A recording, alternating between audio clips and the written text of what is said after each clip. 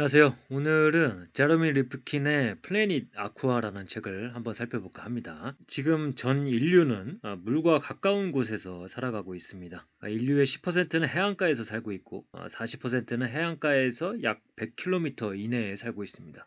또한 이 전 세계 인구의 50%가 담수에서 3km 이내에 살고 있으며 물에서 10km 이상 떨어진 곳에 사는 인구는 10%도 안 된다고 합니다. 그런데 이 기후 변화로 인해서 이러한 상황에 많은 변화가 있을 것 같습니다. 2070년이 되면은 이 사막과도 같은 지역이 육지 전체의 5분의 1에 달할 것으로 예상이 되며, 잠재적으로 지구 전체 인구 3명 중에 1명꼴로 인류가 수천 년 동안 번성해온 이 기후 적소 밖에서 살아가게 될 것입니다. 여기서 적소는 생명체가 살아가기에 적합한 장소를 의미합니다. 그래서 이 2070년이면 상당히 멀게 느껴지기도 하는데요.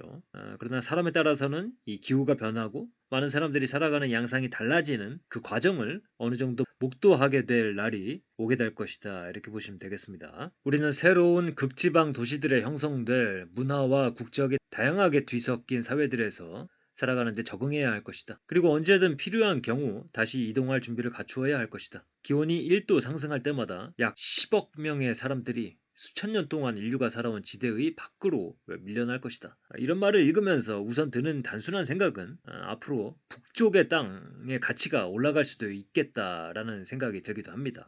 그래서 책에서도 사람들이 북쪽으로 향할 것이라고 예견을 하고 있습니다. 그 지역들은 캐나다, 북극, 북유럽 국가, 러시아, 시베리아 등 사람들이 거주하지 않는 극북의 광활한 땅이라고 이야기를 하고 있습니다. 그래서 뭐 사실 당연한 이야기라고 할 수도 있겠습니다. 온도가 계속해서 오른다라는 전제라면 조금이라도 기온이 낮은 곳을 찾아서 사람들이 이동하게 될 것입니다. 미국의 경우에도 미국인 12명 중에 1명은 미국의 절반에 해당하는 남부를 벗어나 서부 산간지대와 북서부로 향할 것으로 예상이 되고 있습니다. 특히 5대5 지역 지도에 표시를 해놨는데요. 이 지역으로 사람들이 많이 이주를 할 것이다 라고 보고 있습니다. 그래서 이럴 때는 이제 땅이 넓어서 좋겠다라는 생각이 들기도 합니다. 사람들이 많이 움직이다 보니까 그 과정에서 임시도시의 건설을 우리가 많이 목도하게 될 것이고요. 그리고 또한 많은 갈등도 예상이 되고 있습니다. 만약에 이 한 나라 안에서 해결이 되는 것이 아니라면 다른 나라로 밀고 들어가야 되는데, 이때 많은 갈등과 조정 과정이 있을 것임은 자명할 것입니다. 한번 읽어보겠습니다. 모든 사람이 평생 주권 국가의 보호 아래 단일에 고정된 지리적 공간에 소속되는 것이 당연시되는 세상은 점차 과거의 얘기가 될 것이고, 그에 따라 인류는 가시밭길을 걷게 될 것이다. 그리고 이 책 플래닛 아쿠아의 주요한 관심사는 물입니다. 기후 변화로 인해서 물이 어떤 형태로든 인류에게 문제가 될 것이고, 그 중에 많은 부분은 이 또 식량의 문제와 연결이 됩니다. 미국의 공영방송 PBS의 한 코너에서는 전 세계의 지하수가 줄어들어서 쌀과 밀, 기타 국제 농산물이 사라질 수 있다는 충격적인 제목으로 재앙에 가까운 담수량 감소에 관해 보도를 했습니다. 그리고 현재 이 전 세계 취수량의 약 70%가 농업에 사용이 되고 있고, 취수량의 많은 부분이 제대로 작동하지 않는 낙후된 인프라와 잘못된 관리로 인해 낭비가 되고 있습니다. 물을 농업에 많이 사용을 하고 있고, 물에 문제가 생긴다면은 그것은 곧 식량에 문제가 생긴다라는 말과 같습니다. 기후는 변화하고 있는데 인간은 기존과 같이 물을 마음껏 파다가 쓰고 있습니다. 그런데 2023년 뉴욕타임스 조사팀이 이러한 연구 결과를 발표를 했습니다. 지난 40년 동안 자연이 보충할 수 있는 양보다 많은 물을 퍼내면서 우물 절반에서 수량이 크게 감소했다고 합니다. 자연이 보충할 수 있는 양이라는 표현이 눈에 띕니다. 자연이 우리가 쓸 수 있는 정도의 물을 만들어 주는데 그만큼의 시간이 걸린다라는 것이죠. 그래서 이 자연이 물을 회복하는데 걸리는 시간이 얼마나 걸리는가라고 했을 때 이 조사팀은 대수충을 회복하는데 수세기 또는 수천 년이 걸린다라고 이야기를 하고 있습니다. 그래서 이 자연이 물을 회복하는 것이 생각 외로 오래 걸리는 것이다 라는 것을 우리가 알 수가 있습니다. 그래서 이제 책에서 몇몇 기업들에 대한 설명이 있어서 그 기업들의 시가총액만 간단하게 검색을 해봤습니다. 글로벌 영농기업과 그 다음에 수자원 관련 회사들 시가총액이고요. 기후 변화의 핵심은 따뜻해진 대기가 지면과 수면에서 더 많은 수분을 빨아들여 겨울철 폭설과 봄철 대홍수, 여름철에는 장기간의 가뭄이나 폭염, 산불, 그리고 가을철에 파괴적인 폭풍우를 유발한다는 것이다. 지구의 담수가 떨어지는 장소와 시기, 양이 변화한다는 것은 곧 지구상 어디에서든 극심한 가뭄이나 폭염, 대형 산불이 발생하는 경우 사용할 수 있도록 빗물을 저장해야 한다는 뜻이다. 그래서 앞으로의 관건은 물을 얼마나 확보하느냐가 될 것입니다. 농사를 지으면서도 물을 많이 필요로 하는 작물보다는 물을 덜 필요로 하는 작물들의 비중이 높아져야 할 것이고요. 또한 수조와 물 마이크로그리드에 빗물을 저장하는 등 이 물을 잡아두려는 노력이 계속될 것입니다. 이 전력 마이크로그리드가 전기에 대한 자급자족 시스템을 의미한다면 이 물 마이크로그리드는 물에 대한 자급자족 시스템이라고 보시면 되겠습니다. 그래서 빗물을 받아서 쓰거나 지하수를 쓰기도 하고요. 바닷물을 담수화해서 어쨌든 물을 자급자족하는 시스템을 만드는 것이다. 그리고 이제 파일럿 단계이기는 하지만 지금 현재 전 세계적으로 여러 가지 시도들이 있습니다. 식생 수로와 빗물 정원을 도입하고 있다. 빗물의 속도를 늦추는 동시에 오염물질을 걸러낸다. 그래서 이제 환경부 보도자료인데요.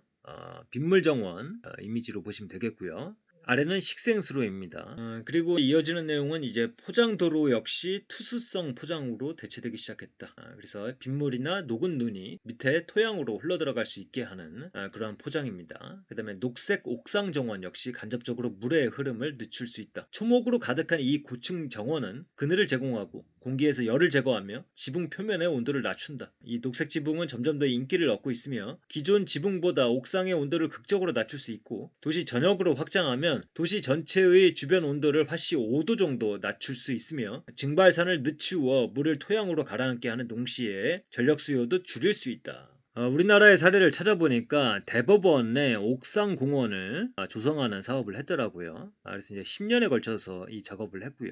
이 외에도 2020년 12월까지 총 785개의 공공 및 민간 건축물의 옥상이 녹지로 바뀌었다고 합니다. 그래서 생각보다 많은 시도들이 있었다. 이렇게 보시면 되겠습니다.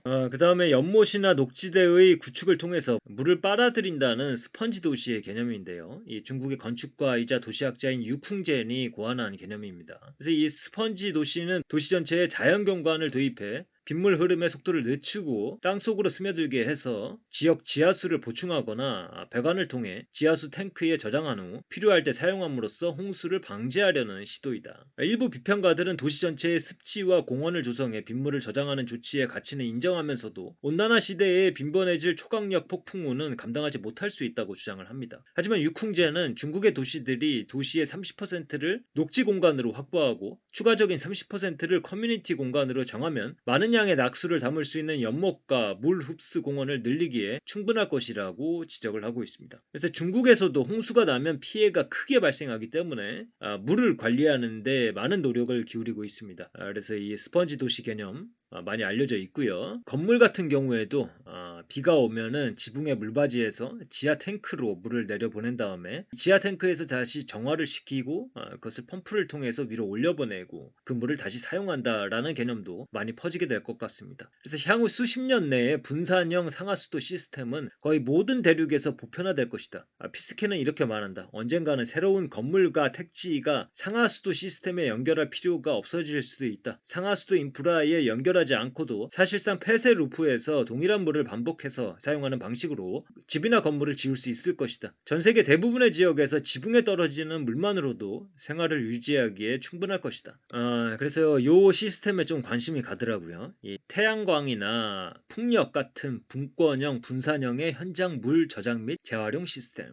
그래서 태양광이나 풍력을 사용하면서도 또 이제 물을 어떻게 우리가 활용할 것인가와 관련된 시스템입니다. 이 시스템은 이미 규모를 확장하기 시작했으며 기하급수적으로 하락하는 비용 곡선을 경험하고 있다. 시장은 방대하며 잠재적으로 수억 개 이상의 건물에 적용할 수 있다. 앞으로 반세기 후에는 분권형 분산형 급수 시스템이 건물의 싱크대와 샤워기, 세탁기 근처에 항상 자리할 것이다. 지방정부는 분산형 수도 시스템의 설치를 의무화하기 위해 발빠르게 움직이고 있다. 샌프란시스코는 2015년부터 10만 제곱피트 이상의 모든 신축 건물에 현장 물 재활용 시스템을 설치하도록 의무화하기 시작했다. 샌프란시스코에서 가장 높은 건물인 세일즈포스 타워는 샤워실과 세면대, 하수도의 물을 매일 11만 3,500리터씩 정화해서 화장실 물과 정원 관계에 재사용하는 현장 물 재활용 시스템을 갖추었다. 그래서 여기서 재활용되는 물은 변기물이나 빨래 등에 쓰이는 물이고요. 아직 샤워하는 데 사용하거나 혹은 마시는 물에 활용하는 것은 아닙니다.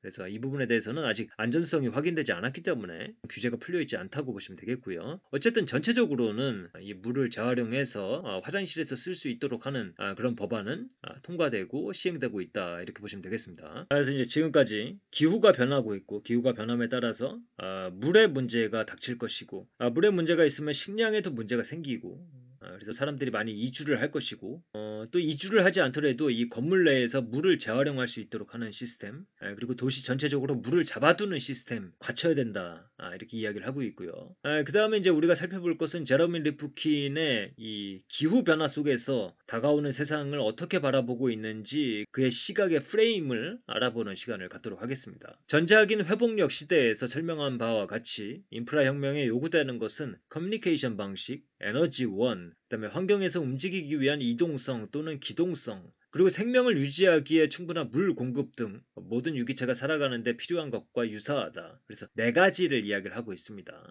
그리고 이제 뒤에서 조금 더 풀어서 설명을 하고 있습니다. 첫 번째로 커뮤니케이션 인터넷은 태양광 및 풍력 발전으로 구동되는 디지털화한 전력 인터넷과 융합하고 있으며 지역 및 전국 기업과 가정, 지역사회 단체, 농장 및 목장, 시민사회 기관, 정부기관들이 태양광이나 풍력을 이용해 자체적으로 전기를 생산하고 있다. 커뮤니케이션 인터넷, 그 다음에 전력 인터넷이라는 개념 기억하시면 되겠고요. 그 다음으로 연결되는 것이 차량입니다. 수소자동차, 전기자동차 같은 것들이요.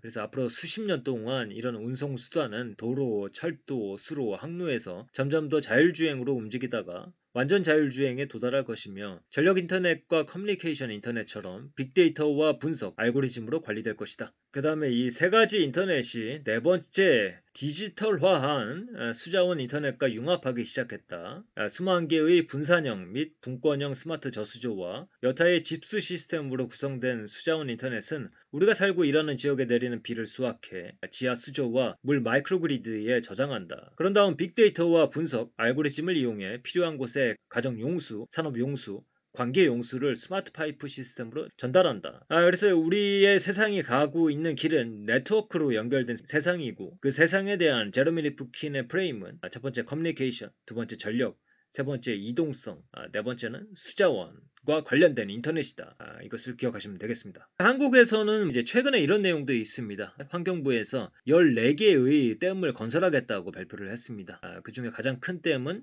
1억 톤의 용량을 처리하는 댐이고요. 소양강 댐이 30억 톤을 이제 처리할 수가 있으니까요. 굉장히 작은 규모의 댐입니다. 그래서 이제 수도권에 용수를 공급하는 소양강 댐, 그다음 충주 댐이 이미 용수 계약이 96%에 달하고 있고요. 그래서 이제 추가적으로 사용할 수 있는 게 이제 4% 정도밖에 남아있지가 않는데, 우리 수도권에 또 이제 반도체 공장들이 있지 않습니까? 이 반도체 공장에는 또 물이 많이 필요하기 때문에 이 댐들은 사실은 용수를 위한 댐이 아닌가라는 그런 주장도 있고요. 그래서 이제 개인적으로는 잘 모르는 분야이기는 한데 일단 내용이 굉장히 흥미로웠습니다. 아래 기사를 참조해서 보시면 되겠고요.